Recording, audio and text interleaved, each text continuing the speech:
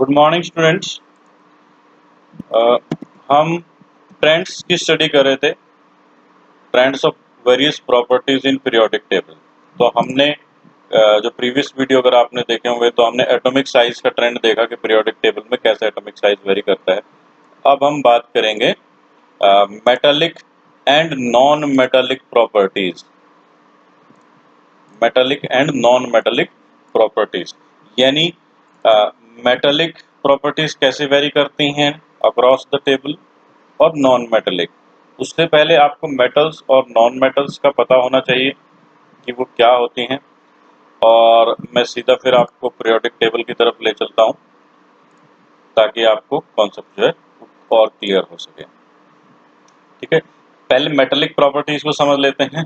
Non metallic property automatic आपको समझ में आ जाएगी अगर आपने मेटालिक प्रॉपर्टी को समझ लिया। तो अभी आप अपने प्रीवियस नॉलेज से बता सकते हैं कि जो मेटल्स होती हैं, मेटल्स, उनकी डेफिनेशन क्या थी? They lose electron. क्या करते हैं? They can lose electrons. बस इतना याद रखना, metals can lose electron.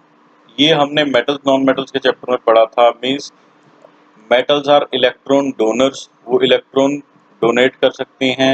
Extra electron होते हैं, या फिर ये कह लो कि वो इलेक्ट्रो पॉजिटिव होती हैं। तो वो सारी एक ही चीजें हैं, यानी मेटल्स वो हैं जिनके पास एक्स्ट्रा इलेक्ट्रॉन है। एक मेटल की पहचान क्या है कि जब वो इलेक्ट्रॉन लूज करेगी, तो मेटल और नॉन मेटल एक रिलेटिव कॉन्सेप्ट है। अगर हमारे पास दो एलिमेंट हैं तो उनमें से कौन पहले इजीली इलेक्ट्रॉन लूज करेगा, वो ज्यादा स्ट्रॉन्ग मेटल होगी। तो अभी अगर हम इस ट्रेंड की बात करें, हमने देखा था कि left to right across a period जो साइज है वो डिक्रीज होता है। ये हमने प्रीवियस वीडियो आप रेफर कर सकते हो, इसको एक्सप्लेन भी किया था कि कैसे होता है। टॉप टू बॉटम ये साइज इंक्रीज होता है।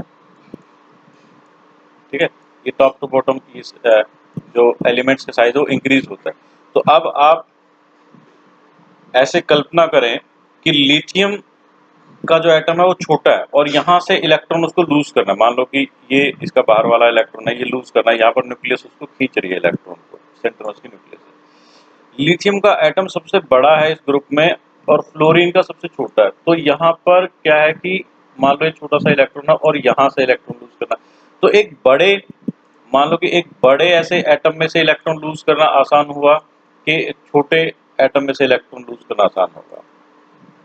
आप ये समझें कि सेंटर में न्यूक्लियस है जो कि इस एटम को खींच रही है, यहाँ पर भी सेंटर में न्यूक्लियस है जो इस एटम को, इलेक्ट्रॉन को खींच रही है।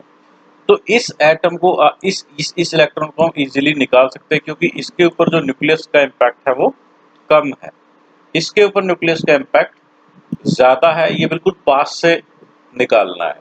ठीक है, तो ये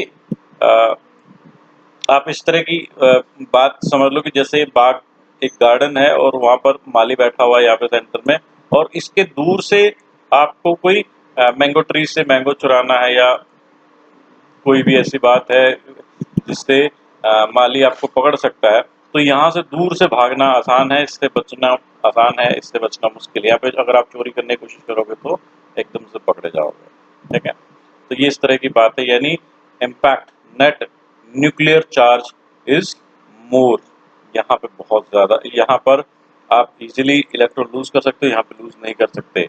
इसी तरह ट्रेंड यहाँ से यहाँ कम होता, मतलब ये डिफिकल्ट होता जाता है इलेक्ट्रॉन लूज। तो इसीलिए यहाँ पर स्ट्रॉन्ग मेटल होते हैं और यहाँ पर नॉन मेटल होते हैं। और इस चीज को हम कैसे कहते हैं कि मेटेलिक करैक्टर डिक्रीज होता है, यानी जैसे साइज भी डिक्रीज होता है, मेटेलिक करैक्टर भी डिक्रीज होता है। मेटेलिक करैक्टर डिक्रीज होने का मतलब क्या है? Lithium is a strong metal, beryllium is a weaker metal, ये वीकर मेटल। आगे ये बहुत कम, बहुत ही वीकेस्ट मेटल कह सकते हैं, या फिर ये कह लो कि ये नॉन मेटल्स आ जाते हैं। यानी मेटल नॉन मेटल हम दो अलग अलग चीजें भी पढ़ सकते हैं और उसको एक ही कॉन्सेप्ट से भी समझ सकते हैं। जो स्ट्रॉन्ग मेटल है वो वीक नॉन मेटल है, एंड वाइस वर्सा। उसके बाद टॉप टू बॉटम हमने बात की, साइज क्या हो रहा है? इंक्रीज हो रहा है। टॉप टू बॉटम जो साइज है वो इंक्रीज हो रहा है। साइज इंक्रीज होने से क्या होता है, इजीली इलेक्ट्रॉन लूज कर सकते हैं, यानी मेटेलिक कैरेक्टर भी आपका इंक्रीज होगा। यानी हाइड्रोजन से बेहतर मेटल है लिथियम, उससे बेहतर है सोडियम, उससे बढ़िया मेटल है पोटेशियम, रुबिडियम, सीजियम, फ्रेंसियम। ये ये थोड़ा सा इस स्टेबिलिटी का प्रॉब्लम है। स्ट्रॉन्गेस्ट मेटल की जब बात आती है तो सीजियम को बोला जाता है, फ्रेंसियम को नहीं बोला जाता, ये आप नोट कर सकते हो। ठीक है, तो अक्रॉस अ पीरियड जो मेटेलिक कैरेक्टर है वो डिक्रीज होता है और डाउन द ग्रुप वो इंक्रीज होता है। ये मेटेलिक कैरेक्टर है। अगर आप नॉन मेटेलिक कैरेक्टर की बात करेंगे तो ऑटोमेटिकली इसके रिवर्स हो जाएगा, लेफ्ट टू राइट वो नॉन मेटेलिक कैरेक्टर इंक्रीज होगा और टॉप टू बॉटम वो डिक्रीज होगा। तो मोटे तौर पे हमें क्या समझ में आया, जो लेफ्ट वाला पोर्शन है यहाँ पर मेटल्स होते हैं, यहाँ पर टिपिकली नॉन मेटल्स होते हैं और यहाँ से यहाँ मेटल्स नॉन मेटल में बदलती रहती हैं। और एक एक ग्रुप में ये हालांकि नॉन मेटल है लेकिन इसके अंदर मेटेलिक कैरेक्टर थोड़ा बढ़ता रहता है। इसलिए आप ये जो जिगजैग लाइन देखेंगे, यानी कि पहले जो पीरियड है उसमें तो यहाँ से आपकी नॉन मेटल शुरू हुई है और इसमें इसमें थोड़ा सा मेटेलिक कैरेक्टर ज्यादा आ गया, क्योंकि डाउन जब हम ग्रुप में नीचे जाएंगे थोड़ा मेटेलिक कैरेक्टर इस पीरियड में मेटेलिक कैरेक्टर ज्यादा है, तो ये सिलिकॉन से आगे हो गया। फिर ये ऐसे ये जो लाइन है बोल्ड लाइन, इससे इधर वाली नॉन मेटल्स हैं और इधर वाली मेटल्स हैं। ठीक है, कुछ एक एलिमेंट्स होते हैं जो मेटल और नॉन मेटल दोनों के बीच की प्रॉपर्टी रखते हैं, दोनों के गुण रखते हैं, उनको मेटलॉइड कहते हैं।